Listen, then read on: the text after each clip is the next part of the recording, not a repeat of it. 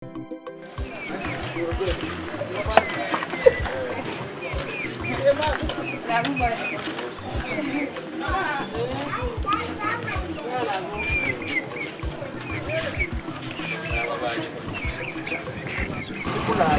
has oh my goodness. The whole village is now developed, you know. Not like those days when I was here. Yes, now.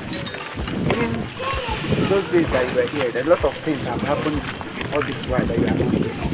Both the good ones and the bad ones. And I can watch. You still stand. Yes. Thank God. This is beautiful.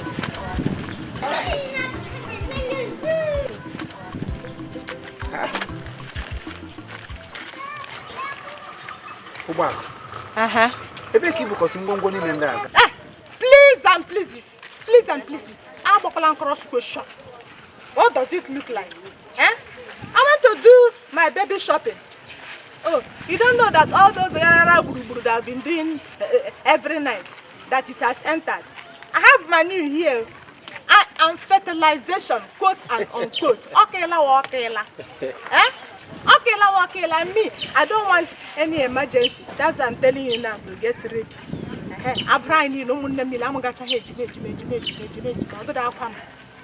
What I have here is Ishmael and Israelite. So I'm preparing now. Mass, Maabo, all of them are signs of pregnancy. Very funny wife you've got here, bro. I wish you believe my. Okay, good. Let your faith work for you. Amen. You see, I would have liked to buy other things, but I don't have enough money. Peradventure things start putting money. You know, Nigeria and everything is putting money. Mandinzu, Mandioda, Mandoziza. That's a dollar. Okay, I get that. I think I have some money here. Hold on.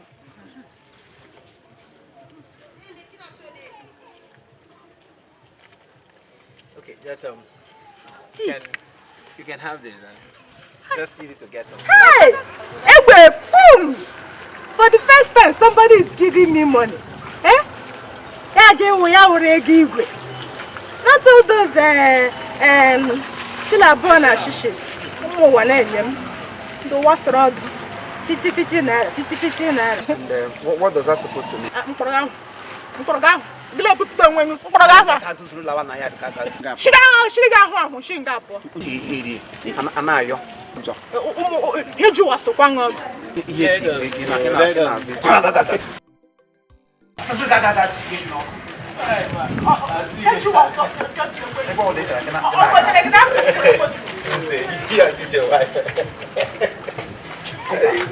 No, don't mind that.